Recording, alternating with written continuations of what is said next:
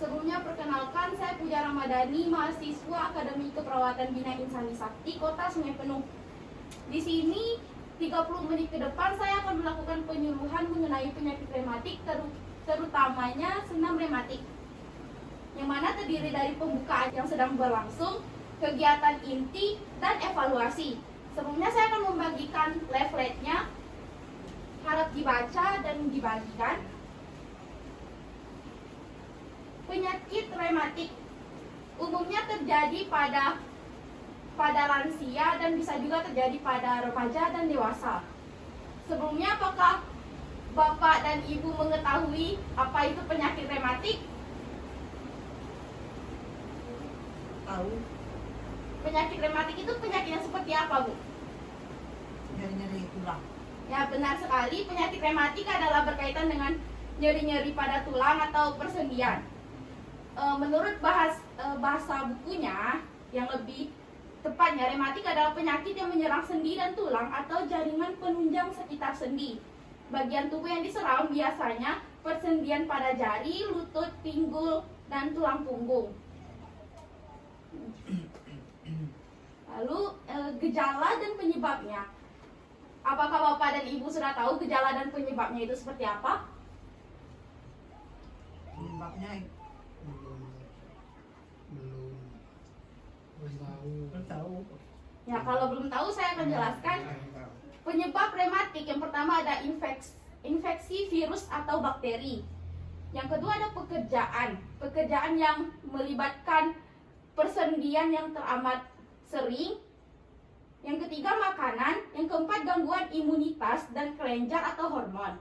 Yang kelima ada faktor usia dan faktor genetik. Yang terakhir ada psikologis dan lingkungan. Tanda dan gejalanya, yang pertama ada nyeri pada anggota gerak, sama seperti yang Ibu sebutkan tadi, yaitu nyeri di area sendi dan tulang-tulang. Yang kedua ada kelemahan otot, peradangan dan bengkak-bengkak pada sendi. Yang ketiga kekakuan sendi, kejang atau kontraksi otot. Yang keempat gangguan fungsi. Gangguan fungsi maksudnya sendi, lutut, dan atau pergerakan. Yang kelima, sendi berbunyi atau krepitasi dan sendi goyah. Yang keenam, timbulnya perubahan bentuk organ tubuh. Yang terakhir ada timbulnya benjolan atau nodul. Nah, untuk makanan yang dihindari dari penderita rematik, apakah sudah ada yang tahu? Belum tahu nih. Aku makan lola. Makanan yang dihindari yang kalau sayur itu contohnya bayam, kangkung daun singkong, buncis, kacang panjang, melinjo, dan kol. Buah-buahan seperti durian, alpukat, nanas, air kelapa. Jeroan seperti hati, limpa, babat, usus, paru, dan otak. Makanan lautnya contohnya seperti udang, kerang, cumi, dan kepiting. Makanan kaleng, kornet, sarden, ekstrak daging, kaldu atau kuah daging kental. Telur, makanan beragi, contohnya seperti tempe dan tauco. Yang terakhir santan. Nah, Ibu kalau bikin makanan, dalam membuat makanan jangan terlalu banyak santan ya, Bu.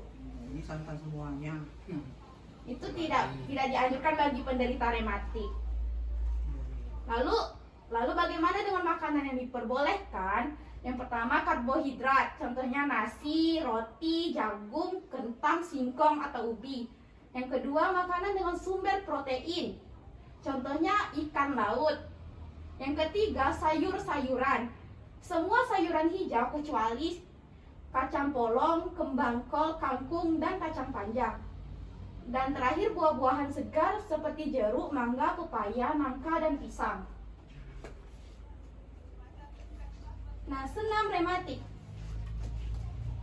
Senam rematik adalah olahraga ringan yang mudah dilakukan dan tidak memberatkan, yang dapat diterapkan pada lansia dan penderita rematik. Senam rematik merupakan salah satu metode praktis dan efektif dalam memelihara kesehatan tubuh.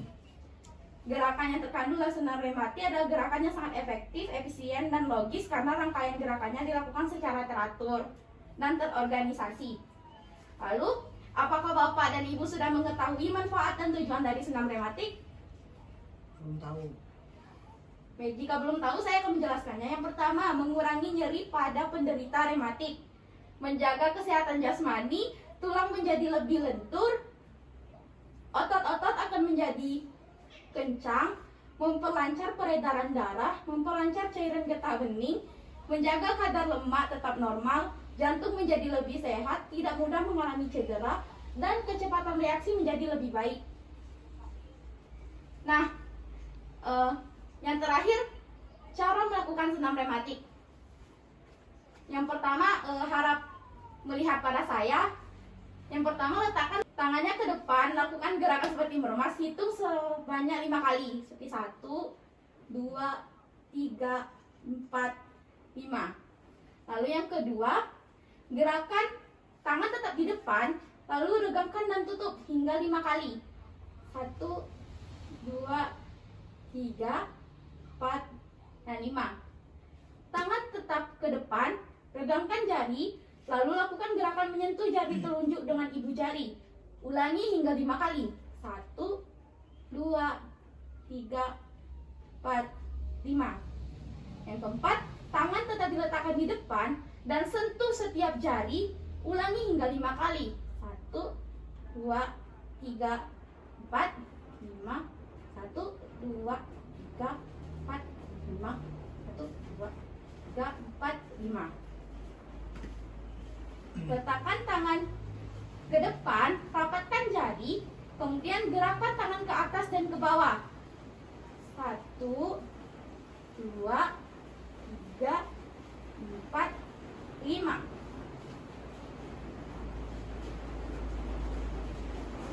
Ayunkan tangan lurus ke atas dan ke bawah. Seperti 1, 2, 3, 4, 5. Lalu ayunkan silang tangan ke atas dan ke bawah sebanyak 5 kali. 1, 2, 3, 4, 5.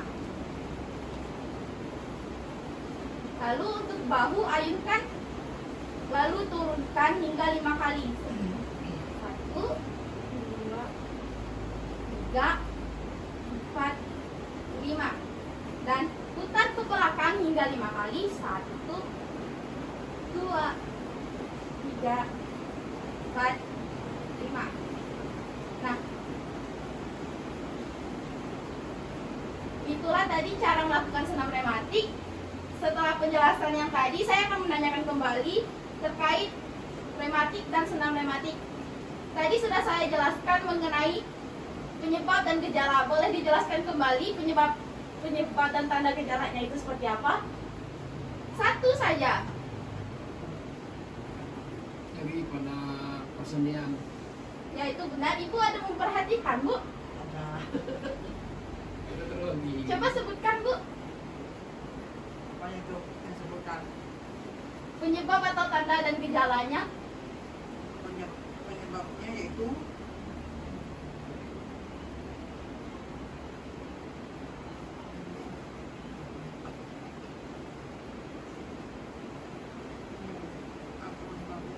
Ya, kalau tidak tahu saya akan jelaskan kembali. Penyebabnya infeksi virus atau bakteri, pekerjaan makanan, gangguan imunitas, kelenjar dan hormon, faktor usia dan genetik, psikologis dan lingkungan. Gejalanya tadi seperti yang Bapak sebutkan, nyeri pada anggota gerak, kelemahan otot, kekakuan sendi, sendi berbunyi, timbulnya perubahan bentuk organ, timbulnya benjolan. Dan makanan yang dihindari tadi sudah jelas ya, Bu, Sudah. Pak? ayam, santan, Ya, benar sekali. ya panjang. Dan sepertinya Bapak dan Ibu sudah paham ya. Apakah ada yang ingin dipertanyakan? Apakah sudah jelas semua? Insyaallah jelas. Baik. Tadi selagi saya menjelaskan cara melakukan senam rematik, Bapak dan Ibu sudah meniru dengan baik dan tidak perlu diulang kembali. Beda. Nah, jika Bapak dan Ibu terkena penyakit rematik, saya harapkan untuk menghindari makanan yang saya sebutkan tadi dan perbanyak makanan yang saya bolehkan tadi, dan tentunya harus memeriksanya ke bantuan yang profesional dan dan jangan diurut-urut terus. Kalau begitu, sekian dari penyuluhan yang saya lakukan. Apabila terdapat